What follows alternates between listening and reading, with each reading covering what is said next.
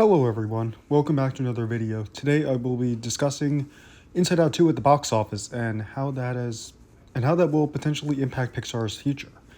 So in the few weeks before Inside Out 2 was released, there were a couple of articles in the news in which Pete Docter and Jim Morris, the creative executives at Pixar, did some interviews with news sources including Bloomberg, Entertainment Weekly, and Time about the future of Pixar. And really they seem to be banking Inside Out 2, which has fortunately been a huge success. Just this past weekend, the opening weekend, the film was released on Friday, June 14th. It had the biggest animated movie opening ever worldwide, $295 million. The biggest international opening of all time, $140.8 million. And it took in $154.2 million domestically, which makes it the second biggest animated opening ever, only behind Incredibles 2. And it also had the third biggest Monday ever, behind Incredibles 2 and Shrek 2. It also dethroned Super Mario Bros. From being the second highest opening animated ever in the US. And it was also the highest opening for any movie since Barbie was released last year, and the first $100 million opening for any movie this year. So all of this is really, really good news, and this is definitely good news for Pixar, especially after Lightyear was a huge box office bomb back in 2022, and Elemental had a really bad opening weekend, but it found its legs and made a small amount of money at the box office. And then, obviously, a few films before that, Soul, Luca, Turning Red, they all unfortunately debuted on Disney+. And then Onward was in theaters for like 10 days before COVID shut everything down.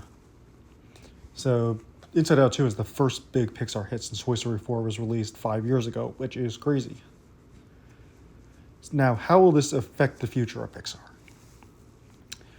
I think that's a very interesting question as we look into Pixar's future. If you look at some of the articles that were written, which Pete Docter was interviewed, the Pixar executives are really talking about how sequels are really important for the financial future of Pixar, and how original movies they are needed to spur new ideas to turn into franchises.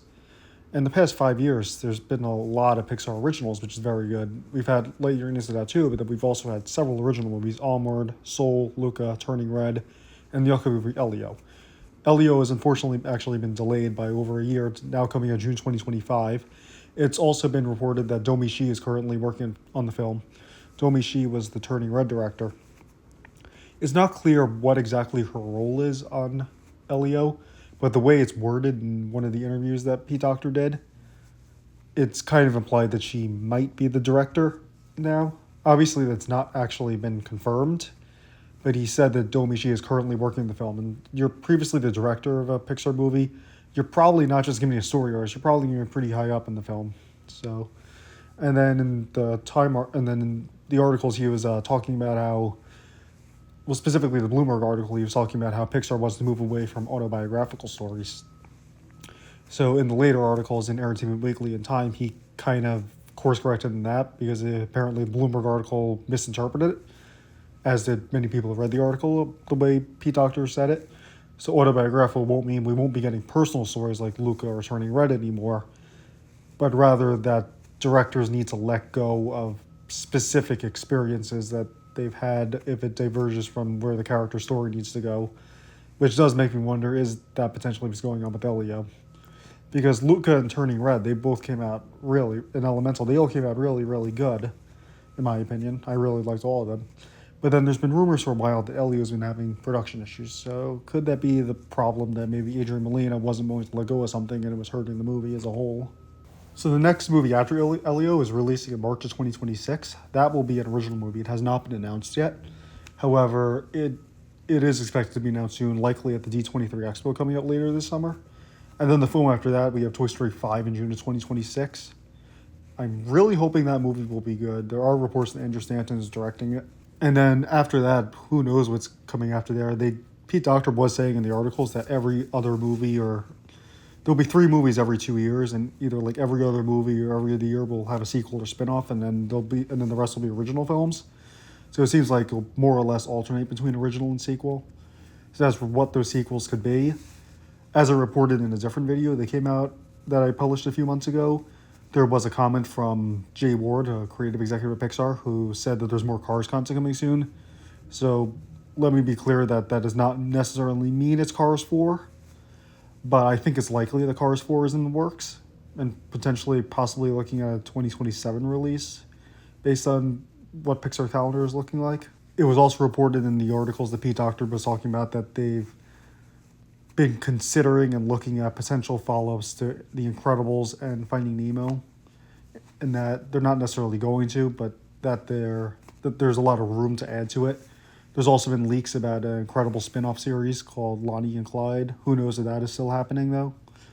And with Finding Nemo, the way Pete Docter talked about it, I think that's definitely going to happen sooner or later. He also said that they have been searching for ideas for a sequel to Monsters, Inc. for a while, but they haven't found anything that's worthwhile making at the time. Of course, there's currently the spin-off series Monsters at Work, which is so far at 2 seasons over Disney television animation. Both of those are now in Disney+. Although notably, he also did say that he does not like adapting animated movies into live-action films, which is good. Speaking of Disney Plus series, it's been rumored for a while that there's been Inside Out series in production, and then that gained further credibility a couple of months ago, as I talked about in the same video where I discussed Cars 4, that some people who work at Pixar, I put it up in their LinkedIn. Well, that's been confirmed in the interviews from Pete Docter that will be releasing in spring of 2025. However, I think there's a good chance it will end up being the last Disney Plus series that Pixar makes, because all their previous series, they haven't performed too well. So they're going to look at both this series and Win or Lose to see how they perform. Win or Lose is currently slated for late 2024. If they end up becoming hits, then we'll probably see more Disney Plus series. If not, which is unfortunately probably will likely happen, then they'll probably be the last Disney Plus series from Pixar. Although I guess they could outsource the Disney television animation like they did with Monsters at Work. And I guess it's also possible that they do have plans for other Disney Plus series, like the rumored Lonnie and Clyde series. They could do what Walt Disney Animation Studios is doing Moana by just retooling it into a feature film. Now, for how all this will affect Pixar's future and what their future plans are, hopefully they will stay committed to what Pete Docter and Jim Morris have talked about in interviews of kind of alternating between originals and sequels. I think that's a good balance, that if an original film isn't popular, you have the sequel to kind of eat up those costs if the sequel is good and does well. And then if a sequel is really popular, then it also gives them more room to use money to invest in more original ideas. Plus, eventually in the long term, like, you can't keep making Toy Story films forever, because eventually the audience will get tired of it and will want something new. So you're going to need new original movies to kind of replace that in terms of what you're going to milk for sequels. I know that's something people don't want, but I mean, like it or not, Disney and Pixar are businesses. They're to make money, and sequels are what their shareholders think are going to be popular. So hopefully, I know shareholders and companies these days, it's all about quarterly numbers. It's not about the long-term growth, even though that's definitely a flawed mindset, but that's how corporate America works these days. So hopefully they'll realize that they will be needing original films in order to spur new franchises for when the current franchises, they die out, or the audience needs a breather from them. So it might not be for 10 or 20 years that people are no longer interested in Toy Story, but when it happens, they're going to need something to replace that. And everything, even Toy Story, Cars, Finding Nemo, every popular Pixar franchise, it started as an original film. And it does seem like Pixar's creative executives do realize that. Just hopefully those on the financial side will realize that too. Honestly, I'm a bit worried that those on the financial side are going to look at Inside Out 2 and take away the wrong message. And that is that sequels will be profitable and original films will not. Don't get me wrong, Inside Out 2 is a very good movie. I liked it just as much as I did the first one. And I definitely think it is one of the better Pixar sequels. But what I'm concerned about is they look at how successful Inside Out 2 was at the box office, which of course is a good thing. Pixar was really needed to win. But they're going to say, will Elio be this successful? Was Elemental this successful? The answer for Elio is hopefully, but probably not, because it's an original film. And these days, people don't go to the movie theaters for films that they're not familiar with. Elemental did have legs because of great word of mouth, but what if Elio doesn't? Which means, will the financial side pressure Pixar into making more sequels than what they're currently saying they're going to do? There is one glimmer of hope, though, I think, which is Lightyear. Lightyear is obviously an IP film. It's a spin-off to Toy Story, and it bombed really, really bad. Probably, we don't know the financials for the movies that debut on Disney Plus. But probably of every Pixar movie that's released in theaters, Lightyear is probably among the ones that lost the most money. Which, as much as I enjoyed Lightyear, despite its flaws and differences from the Toy Story movies, that might in the long term be a good thing because it could tether people back, tether their financial executives back to reality when it comes to just pushing out sequels for the sake of making them. If the audience doesn't like it because you're forcing a sequel and it comes through the audiences, that might actually be a worse financial investment than making an original film that audiences might love, like, for example, Inside Out or Coco. In summary, I think the future of Pixar is a very interesting topic to have at this time, given the pandemic and the Disney Plus releases, Lightyear, Elemental, Inside Out 2. Inside Out 2 has been a huge success, but what does that mean for the future of Pixar? Will these successes encourage them to make enough sequels to balance out original films? Will original films be accepted to lose a little bit of money with the hopes that they can make it back with a good sequel? Or will this just encourage them to just go all out in sequels like they did in the 2010s?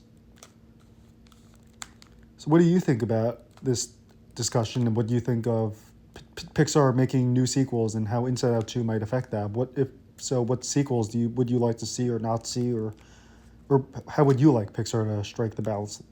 Let me know in the comment section below, and I'll see you soon for another video. Bye now.